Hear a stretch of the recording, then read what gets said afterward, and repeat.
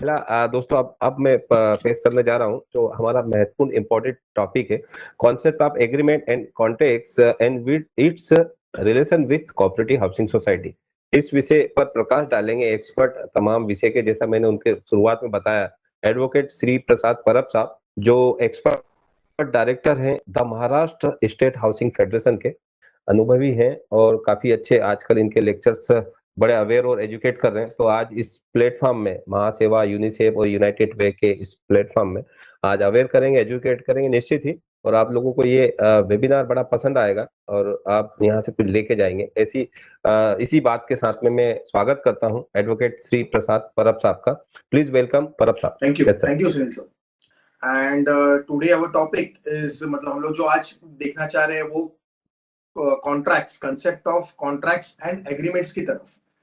And अगर हम इस कॉन्ट्रैक्ट और एग्रीमेंट का जो सूत्र है, मतलब जिसका बेस है, वो बेस स्टैट्यूट जो है उसकी तरफ अगर हम कॉन्सेंट्रेट करेंगे तो है इंडियन कॉन्ट्रैक्ट एक्ट 1872 का। एंड अगर हम इंडियन कॉन्ट्रैक्ट एक्ट 1872 में ये कॉन्ट्रैक्ट और एग्रीमेंट्स को ढूंढने की कोशिश करेंगे तो ये कॉन्ट्रैक्ट्स और एग्रीमेंट्स का अगर हम डेफिनेशन में झांकने की कोशिश करेंगे तो हमें पता चलेगा कि व्हाट इज कॉन्ट्रैक्ट। तो कॉन्ट्रैक्ट में हमें पता चलेगा कि contract means an agreement which is enforceable by law. मतलब हाईलाइट अगर इसको करना है तो कॉन्ट्रैक्ट के डेफिनेशन में दो इंपॉर्टेंट वर्ड्स है। First word is agreement and the second word is enforceable by law. अगर हम एग्रीमेंट का डेफिनेशन निकालेंगे, मतलब कॉन्ट्रैक्ट में जो दो हाईलाइट वर्ड है उसमें से एक वर्ड को हम लोग बाहर निकालेंगे, एग्रीमेंट का डेफिनेशन अगर हम लोग देखने की कोशिश करेंगे तो उसमें दो वर्ड इंपॉर्टेंट है, that is promise and consideration. फिर अगर हम प्रॉमिस वर्ड को बाहर निकालेंगे और प्रॉमिस वर्ड को देखने की कोशिश करेंगे तो उसमें दो वर्ड्स है, एक्सेप्टेंस एंड प्रपोजल। और अगर हम एक्सेप्टेंस को बाहर निकालेंगे तो there is only one single word, that is proposal. तो इसका जिस्ट ये है कि कॉन्ट्रैक्ट का starting point is a proposal. मतलब प्रपोजल होगा तो ही अल्टीमेटली फाइनल में जाके कॉन्ट्रैक्ट होगा। तो प्रपोजल का डेफिनेशन क्या दिया गया है इंडियन कॉन्ट्रैक्ट एक्ट में? तो वहां पे लिखा गया है, when one person signifies to another his willingness to do or to abstain doing something in order to obtain the assent of the another person, that is called a proposal. अभी ये थोड़ा डेफिनेशन को हमारे local language में या तो local examples में समझने की कोशिश करेंगे रिगार्डिंग कोऑपरेटिव हाउसिंग सोसाइटी।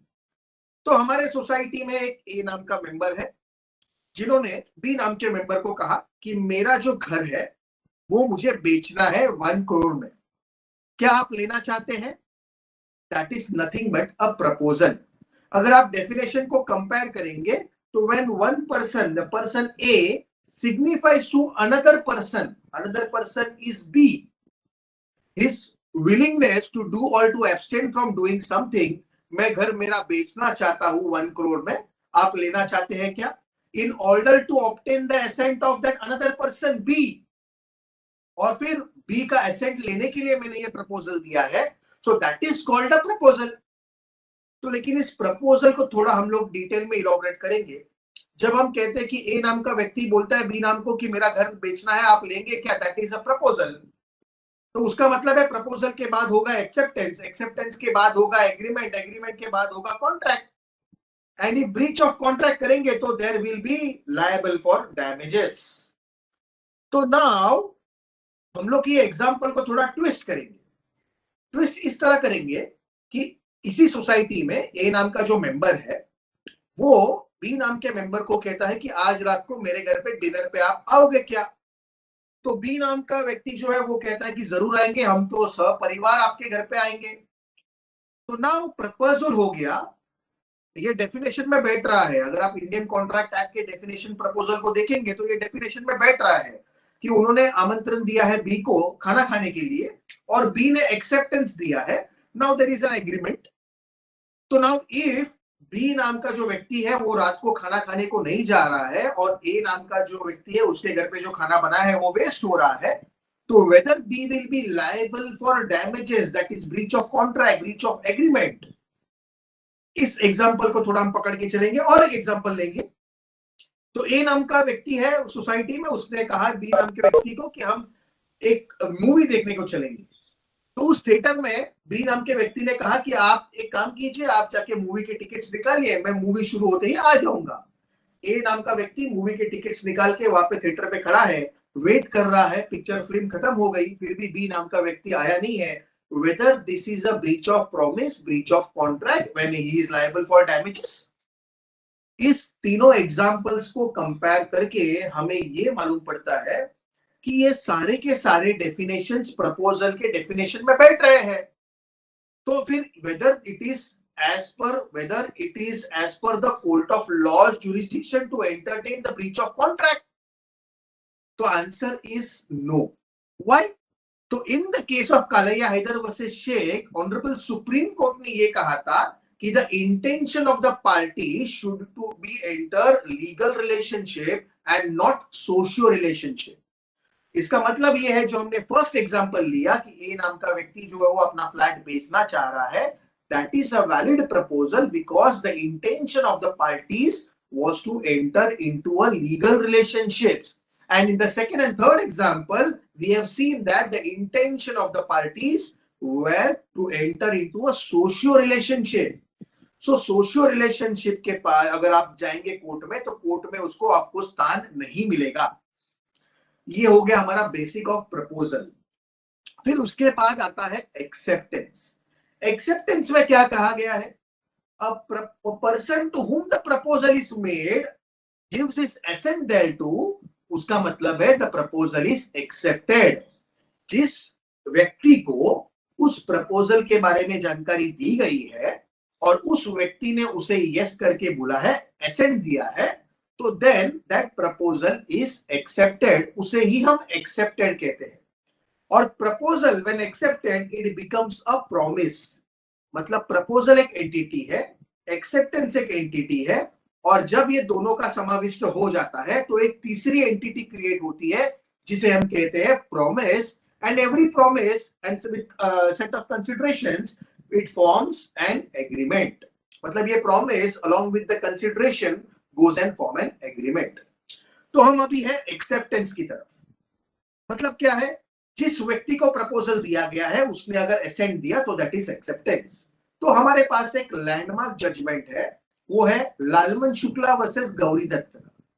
और इस केस में ये हुआ था कि ये जो गौरी दत्त थी, इनके नेफ्यू जो थे वो मिसिंग हो गए थे, और उनके सर्वेंट, इनके जो मैनेजरल सर्वेंट थे वो लालमन शुक्ला, उन्होंने उनको आदेश दिया था कि आप जाके मेरे नेफ्यू को ढूंढिए। और फिर लालमन शुक्ला चले गए नेफ्यू को ढूंढने के लिए। मीनवाइल लालमन शुक्ला जब चले गए तब गौरी दत्त ने यहाँ पे अनाउंसमेंट कर दिया कि जो भी मेरे नेफ्यू को ढूंढ के लाएगा उसे ₹500 हम बख्शीश दे देंगे। जब लालमन शुक्ला नेफ्यू को ढूंढ के आने के बाद वो वहां पे जब लेके आए, तब लालमन शुक्ला को मालूम पड़ा कि ये आपने बख्शीश का इन्होंने जो है घोषणा कर दी थी। और इसीलिए फिर लालमन शुक्ला पहुंचे गौरी दत्त के पास, कहा कि आपने जो ₹500 का अवार्ड दिया था वो मुझे अभी चाहिए, क्योंकि मैं आपके नेफ्यू को ढूंढ के लाया हूं। लेकिन गौरी दत्त का कहना था कि आपको इस जो प्रपोजल के बारे में जानकारी नहीं थी जब आप नेफ्यू को ढूंढ रहे थे।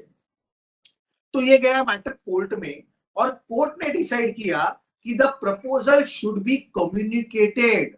मतलब जिस व्यक्ति को उस प्रपोजल की कम्युनिकेशन हो गई है और उस व्यक्ति ने जब उसे एसेंट दिया है, then only the proposal and acceptance का प्रॉमिस थर्ड एंटिटी क्रिएट होता है, and promise along with consideration goes and form agreement. तो इस तरह से ये जजमेंट हमें ये कहता है कि proposal should be communicated to the person जिसे हमें एक्सेप्टेंस लेना है। फॉर एग्जाम्पल, हम वापस हमारे कोऑपरेटिव हाउसिंग सोसाइटी में जाते हैं, तो ए नाम का मेंबर है और सोसाइटी ऑफिस में बी नाम का मेंबर भी बैठा है, और थोड़े दूर पे सी नाम का मेंबर भी बैठा है। फिर ए नाम का मेंबर जो है वो बी मेंबर को कहता है कि आप मेरा घर लेना चाहते हो क्या? मुझे मेरा घर बेचना है 1 करोड़ में, लेकिन आप मेरे नेबर हो, इसीलिए मैं आपको ये 1 करोड़ का घर जो है वो 75 लाख में देना चाहता हूं, आप लेंगे तो ले सकते हैं। तो बी नाम का व्यक्ति बोलता है कि नहीं, मेरे पास अभी 75 लाख का बजट नहीं है, तो मैं आपको थोड़ी देर के बाद इसका रिवर्ट कर देता हूं। ये दोनों जन घर जाते हैं और सी मेंबर जो वहां पे उनकी बातें सुन रहा होता है, वो जाके एक ही डोरबेल बजाता है और कहता है दिस इज 75 लाख रुपीस, मैं आपका घर लेना चाहता हूं। लेकिन ए नाम का व्यक्ति बोलता है कि घर में बी को ही बेचना चाहता हूं, आपको नहीं बेचूंगा। The proposal to whom it is communicated, उन्हें ही एक्सेप्टेंस देना जरूरी है। इसे ही हम प्रपोजल और एक्सेप्टेंस का जानकारी के लिए एग्जांपल हमने लिया था। इस एग्जांपल को और थोड़ा लोकलाइज करके अगर हमको इलाबोरेट करना है तो हम और इसे समझने की कोशिश करेंगे। जैसे कि ए और बी, ये जो है कपल, ये होटल में बैठे थे और फिर ए ने बी को कहा कि क्या आप मुझसे शादी करना चाहते हो क्या, और बी वहां से उठ के चला गया और बाजू के टेबल में सी बैठा था। तो सी आके टेबल पे बैठ के बोल रहा है कि नहीं, मैं आपसे शादी करूंगा, मुझे एक्सेप्टेड है प्रपोजल। ये चलेगा क्या? नहीं चलेगा। तो दैट्स द रीजन प्रपोजल जिसे हम कम्युनिकेट करते हैं उन्होंने ही एक्सेप्टेंस करना चाहिए। सो that is the concept of proposal and acceptance. लेकिन हम हमारे हाउसिंग सोसाइटीज में काफी वक्त पे ये कहते हैं कि नोटिस बोर्ड पे एक पब्लिक नोटिस लगाई जाए इलेक्शंस के रिगार्डिंग अगर प्रोविजंस है तो, या हम देखते हैं कि न्यूज़पेपर में पब्लिक नोटिस हम लोग जो देते हैं, तो व्हाट इज दैट? तो वहां पे हम स्पेसिफिक व्यक्ति को कहते हैं क्या कि ये प्रपोजल है, अभी आप एक्सेप्टेंस दीजिए? तो नहीं। इसके लिए हमारे इंडियन कॉन्ट्रैक्ट एक्ट में Carlill versus Carbolic Smoke Ball company की जो एक केस है, लैंडमार्क जजमेंट है, वो हमें कहते हैं कि when the proposal is made to the public at large, then any person can accept the proposal by his conduct. तो इस Carlill versus Carbolic Smoke Ball Company में भी यही हुआ था। उन्होंने एक दवाई बनाई थी, उन्होंने कहा था कि इन्फ्लुएंजा नहीं होगा, और उन्होंने एडवर्टाइजमेंट दी थी। उसके बाद उन्होंने बैंक में पैसे भी रखे थे कि अगर किसी को इन्फ्लुएंजा हुआ ये दवाई लेने के बाद, तो हम उन्हें अवार्ड देंगे $100 का। और अगर किसी को ये हुआ और वो हमारे पॉजिटिवनेस देखने के लिए हम $1000 जो है वो बैंक में डिपॉजिट कर रहे हैं। तो कार्लिल नाम की जो एक महिला थी, उन्होंने ये जो दवाई थी वो खरीदी थी, और उसके बाद उन्हें इन्फ्लुएंजा हुआ था। तो then she went in the court saying that कि ये जो ऑफर था, तो उन्होंने कहा था, स्मोकबॉल कंपनी कह रही थी कि ये जो हमने प्रपोजल दिया है उसका एक्सेप्टेंस हुआ ही नहीं है कार्लिल से। तो तभी कोर्ट ने कहा था कि it is a general offer, and जब ऑफर जनरल होगा तो एक्सेप्टेंस जो है वो एनी पर्सन, कोई भी व्यक्ति कर सकता है। परचेस ऑफ दैट दवाई जो ली थी, that is a valid consideration to this contract, और इसीलिए the Smoke Ball Company is liable for damages, ऐसा करके कोर्ट ने वर्डिक्ट दिया था। So what does this mean? This mean that हम लोग जो पब्लिक नोटिस निकालते हैं, that is for the public at large, और उसका एक्सेप्टेंस कोई भी व्यक्ति आके कर सकता है। स्पेसिफिकली हम किसी को व्यक्ति को प्रपोजल वो नहीं दे रहे हैं। तो that is the concept versus Carlill versus Carbolic Smoke Ball Company का। फिर उसके बाद हम देखते हैं कि इस ये प्रपोजल और एक्सेप्टेंस को हम लोग ने थर्ड एंटिटी का नाम दिया, दैट इज प्रॉमिस। मतलब प्रपोजल जब एक्सेप्ट हो जाता है तो उसे हम कहते हैं प्रॉमिस। तो ये जो प्रॉमिस है, व्हाट इज दैट? तो इसे हम एकदम दूसरे एग्जांपल में अगर समझने की कोशिश करेंगे तो that is a lighted match box with a gun powder. तो प्रपोजल क्या है? Proposal is a lighted match box, और एक्सेप्टेंस क्या है? Gun powder. तो अगर हम टेबल पे गन पाउडर रखते हैं और लाइटेड मैच बॉक्स से उसे जलाएंगे तो उसमें एक्सप्लोजन हो जाएगी। So what is that explosion? That explosion is a creation of third entity, that is promise. मतलब हमने प्रपोजल को जब एक्सेप्टेंस के साथ मिलाया तो उसकी एक थर्ड एंटिटी क्रिएट हो गई। तो इसका मतलब क्या है? इसका मतलब ये है, अगर हम वो बोलेंगे कि हमें वापस गन पाउडर वापस लेके आइए, हमें मैच स्टिक वापस लेके आइए, तो वो हमारे पास अभी शक्य नहीं है, वो that is not possible, because now the third entity is been created, and that's the reason कि breach of promise is a breach of agreement, that is breach of contract, and hence you are liable for damages, क्योंकि third entity already create हो चुकी है। ये इसका concept है। इस example को थोड़ा और इलॉबरेट करने की कोशिश करेंगे कि जैसे कि ए नाम का मेंबर है, उसने बी नाम के मेंबर को कहा कि मेरा घर जो है वो 1 CR में आपको मैं 75 लाख में देने की कोशिश करूंगा, आप ले लेंगे तो मैं आपको देना चाहता हूं।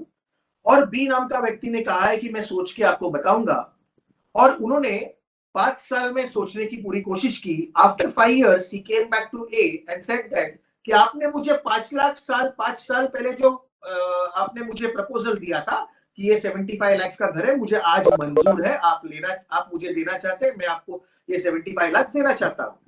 तो whether this will fit, तो this will not fit. Why? Because now ये प्रपोजल है लाइटेड मैच बॉक्स और गन पाउडर टेबल पे पड़ा है, लेकिन ये 5 साल टेबल पे पड़ा है, तो गन पाउडर का इफेक्ट भी चला जाएगा, मैच स्टिक जो है वो भी जलेगी नहीं. सो दैट्स द रीजन कि proposal and acceptance should be made within a stipulated time, and if no time is stipulated, then the proposal and acceptance should be done within a reasonable time. ये सारा fundas principles Indian Contract act में लगाए गए हैं कि हम किसी को कोई प्रपोजल करते हैं तो वो प्रपोजल का acceptance should be done within a stipulated time, if my time is been specified, and if not specified then it should be done within a reasonable time. So that is the fundamentals of Indian contract. तो ये थोड़ा हो गया example lighted match box और gun powder का.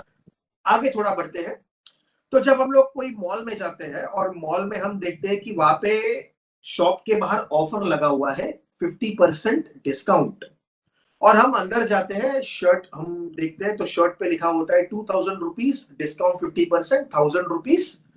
तो वो जो प्राइस टैग लिखी होती है discount of 50%, what is that, whether that is a proposal, और हम उस शर्ट को फिर उठाते हैं और हम टेबल पे, काउंटर टेबल पे जाके उस कैशियर को कहते हैं कि ये लो 5000 रुपया, हमें ये शर्ट, ये लो 1000 रुपया, हमें ये शर्ट चाहिए. तो whether what is the proposal, that ये जो बैनर लगा हुआ था वो प्रपोजल है क्या, वो एक्सेप्टेंस, हमने जो 5000 रुपीज दिए वो एक्सेप्टेंस है.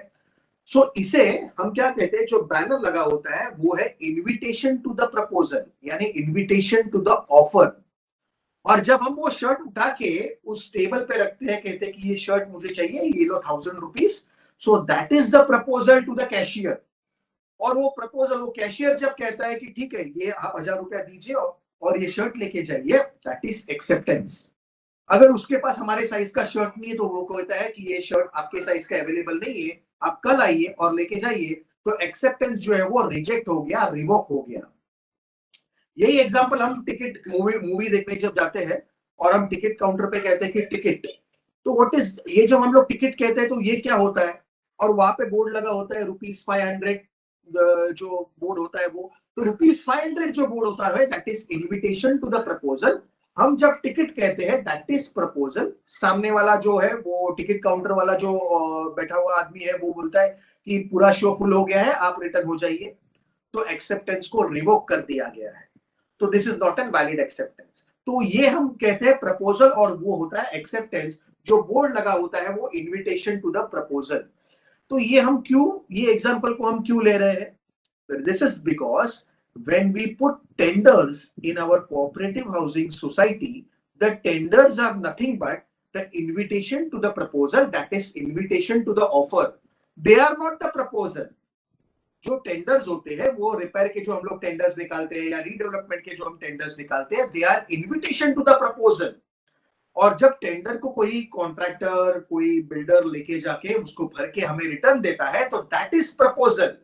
तो उन्होंने हमें प्रपोज किया है कि मैं आपका काम 50 लाख में करना चाहता हूं, आप मुझे काम देंगे क्या, और अगर हमने उनको एक्सेप्ट कर दिया तो दैट इज एक्सेप्टेंस. सोसाइटी जब उन्हें एक्सेप्ट करती है तो that is acceptance. Proposal when accepted becomes a promise, and set of promise with the consideration goes on form agreement, and agreement enforceable by law is a contract. तो ये थोड़ा सा gist जो है वो हमने कॉन्ट्रैक्ट की समझने की कोशिश की. अभी हमें ये समझना है कि ये एग्रीमेंट्स और कॉन्ट्रैक्ट में फर्क क्या है.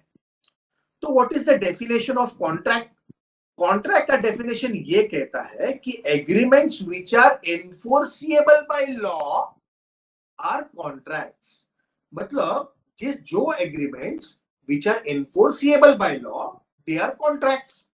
और जो agreements which are not enforceable by law, they cannot be a contract. तो उसे हम लोग void agreement, void ab initio, valid agreement, ये सब आपने सुना होगा. तो कॉन्ट्रैक्ट्स के बारे में अगर हम लोग डेफिनेशन को देखना चाहेंगे तो agreements plus enforceable by law is equal to contract. तो ये एनफोर्सिएबल बाय लॉ क्या चीज है, इसे थोड़ा हमें समझना है. तो एनफोर्सिएबल बाय लॉ का मतलब है, अगर हम सेक्शन 10 को देखेंगे तो every agreement which is made by a competent parties out of their free consent with lawful object and consideration, that is a contract. मतलब enforceable by law का मतलब है कि it should be made by competent parties, it should be made out of their free consent, and it should be made by lawful object and lawful consideration.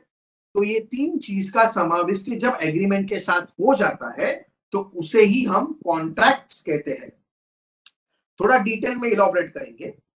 Competent parties, first वाला जो part है competent parties. What is the competent parties? Competent parties में होता है major, sound mind, not disqualified by law. Major, majority हम कहते हैं ना कि मेजॉरिटी होने के बाद ही आप कॉन्ट्रैक्ट्स में एंट्री कर सकते हैं. तो what is the age of majority? सबको 18 पता होगा. 18 एज के बाद हम लोग कॉन्ट्रैक्ट्स में एंट्री कर सकते हैं. मेजर हमें कहा जाता है. लेकिन इसमें भी एक थोड़ा सा हिच है. जिनके नेचुरल गार्डियन होते हैं उनकी एज ऑफ मेजॉरिटी 18 इयर्स होती है. लेकिन जिनके लीगल गार्डियन होते हैं, कोर्ट ने किसी लीगल गार्डियन को अपॉइंट किया होगा, उनकी एज ऑफ मेजॉरिटी 21 इयर्स है. So only after 21 years, that person who has a legal guardian can enter into a contract, and those who have natural guardians can enter into a contract after the age of 18 years. तो जब हम लोग सब register of assurance के पास register करने कोई document जाते हैं तो वो हमेशा हमें पैन कार्ड, आधार कार्ड पूछता है, और पैन कार्ड, आधार कार्ड में वो अपने एज देखते हैं. तो वेदर वी आर 18 अबाउट, तो ही हमें वो कॉन्ट्रैक्ट में साइन करने के लिए अलाउ करता है. So that is first point.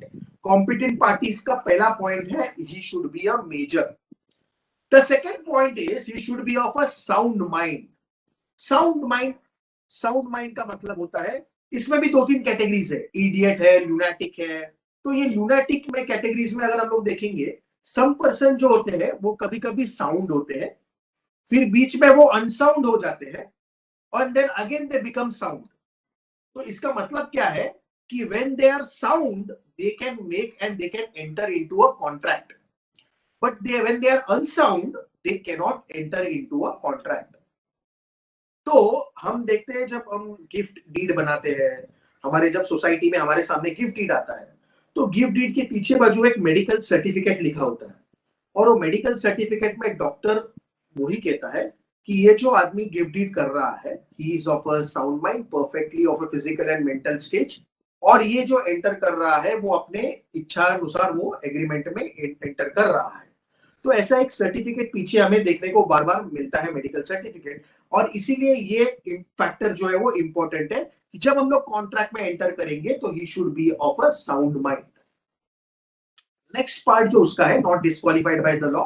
Insolvent person होगा या एलियन एनिमी होगा तो they can not enter into a contract, और उसे हम लोग वैलिड कॉन्ट्रैक्ट नहीं करेंगे. So that is the third part of competent parties. And competent parties के बाद next issue जो अपने पास है वो है consent. तो section 13 of Indian Contract Act says that what is consent? Consent का मतलब है कि when two person agrees on a same thing in a same sense, एक ही चीज के ऊपर दो व्यक्ति जब एक ही सेंस में एग्री करेंगे तो then it is called a consent. Example हम लोग लेंगे, तो जब ये 5 पांडव कुंती जी के पास द्रौपदी जी को लेके गए थे, जब जो स्वयंवर होने के बाद वो जब अर्जुन लेके गए थे, तो उन्होंने बाहर से कुंती जी को अर्जुन ने कहा कि देखिए माता जी, मैं आपके लिए क्या बख्शीश लेके आया हूँ. तो माता जी ने कहा था कि आप डिस्ट्रीब्यूट कर दीजिए पांचों भाइयों में. तो whether they were agreeing on the same thing in a same sense. Arjun को कहना था कि मैं आपके लिए बहू लेके आया हूँ, जबकि कुंती जी को लगा था कि वो कोई वस्तु लेके आए हैं जिसे उन्होंने कहा कि आप डिस्ट्रीब्यूट कर दीजिए. तो they were not on the same thing on the same sense. तो जब ये सेम थिंग सेम सेंस पे आ जाएंगे that is called a consent. तो जैसे कि हम लोग एग्रीमेंट में काफी जगह पे कहीं लैकुनास देखते हैं, तो कोई स्टिपुलेशन जो होता है, मैक्सिमम ये रीडेवलपमेंट एग्रीमेंट की अगर हम बात करें तो हाउसिंग सोसाइटीज में हमें ये देखने को मिलता है कि अगर आप रीडेवलपमेंट एग्रीमेंट देखेंगे तो वहां पे completion period of the total project लिखा होता है 24 मंथ्स, 30 मंथ्स, और from the beginning of the commencement certificate ऐसे लिखा होता है. और कमेंसमेंट सर्टिफिकेट कभी आएगा ये उसमें उसके बारे में कभी जानकारी होती ही नहीं है, तो it is not on the same thing on the same sense. तो this should relate to the Indian Contract Act, इसीलिए इंडियन कॉन्ट्रैक्ट एक्ट जो है वो इंपॉर्टेंट है, क्योंकि ये जो प्रोविजंस है वो हमें दैनंदिन जीवन में हर जगह पे कोऑपरेटिव हाउसिंग सोसाइटीज में काम आने वाले हैं। तो ये हो गया कंसेंट का डेफिनेशन सेक्शन 13 में। Now the next definition is section 14 talks about free consent. अभी हमें कंसेंट क्या है वो मालूम पड़ गया। What is free consent?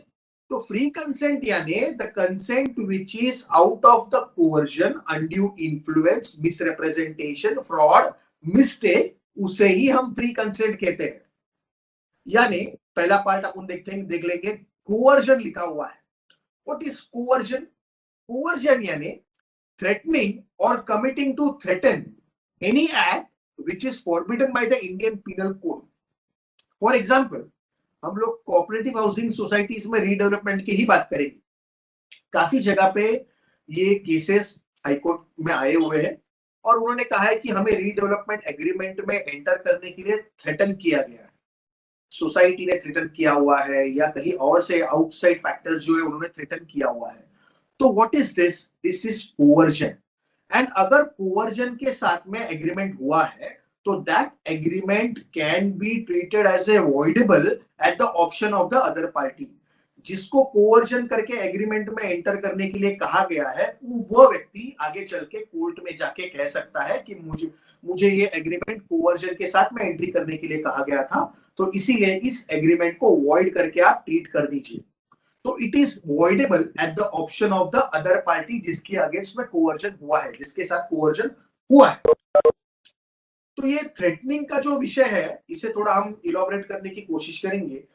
तो एक फैमिली में एक हस्बैंड ने कहा कि मैं मेरी जो प्रॉपर्टी है वो इस आश्रम को गिफ्ट करना चाहता हूँ। तो वाइफ ने पहले मना कर दिया। तो फिर हस्बैंड ने पिस्टल निकाला और वाइफ को कहा कि आप इस पे साइन कर दीजिए, जॉइंट प्रॉपर्टी है, आपको भी साइन करना पड़ेगा। तो वाइफ ने कहा कि आपको पिस्टल से हम डरते नहीं है, आप जो भी पिस्टल है वो बाहर किसी को भी जाके दिखाइए।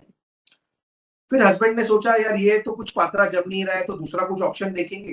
तो हस्बैंड ने कहा नेक्स्ट टाइम कहा कि ये जो पिस्टल है ये मेरे सर पे रखा हूं और अगर आप इस पे साइन नहीं करेंगे तो I will commit a suicide. तो वाइफ ने उसके ऊपर सिग्नेचर किया। Whether this is a coercion? So this is also a coercion. इसीलिए वहां पे लिखा है any act which is forbidden under Indian Penal Code. An attempt to commit suicide is also forbidden under Indian Penal Code. That is also an offense. And that's the reason coercion में अगर हम खुद की धमकी देके भी कोई कार्य करवाते हैं तो ये कार्य देखिए coercion के अंतर्गत आता है। ये मैक्सिमम एग्जांपल्स गिव डीड में हमें देखने को मिलते हैं cooperative housing societies. Next part है undue influence. What is undue influence? Undue influence यानी unfair advantage, dominating the will of another. जैसे डॉक्टर पेशेंट का रिलेशनशिप होता है, एडवोकेट्स क्लाइंट का रिलेशनशिप होता है, या हम देखते हैं कि कोई आश्रम में बड़े महाराजों का जो भक्त लोगों के साथ रिलेशन होता है। All these relations are dominating the will of the another.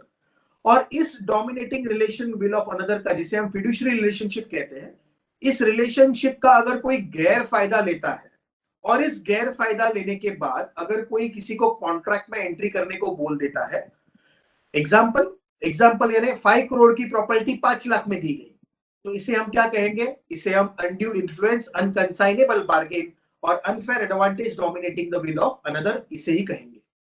So that is undue influence. Next part is fraud. Fraud कभी होता है कॉन्ट्रैक्ट्स में। तो फॉर एग्जांपल हम लोग एक एग्जांपल लेंगे और फ्रॉड को समझने की कोशिश करेंगे। तो एक ए नाम का व्यक्ति है जो हॉर्स ट्रेडिंग कर रहा है, जो हॉर्स बेच रहा है, और बी नाम का व्यक्ति उसके पास आता है, कहता है कि मुझे एक अच्छा हॉर्स चाहिए जो मुझे रेसिंग के लिए उपयुक्त हो। तो ए नाम का व्यक्ति बोलता है ये जो व्हाइट कलर का हॉर्स है ये रेसिंग के लिए एकदम उपयुक्त है, और उसे वो डीलिंग करते हैं, पैसा लेते हैं।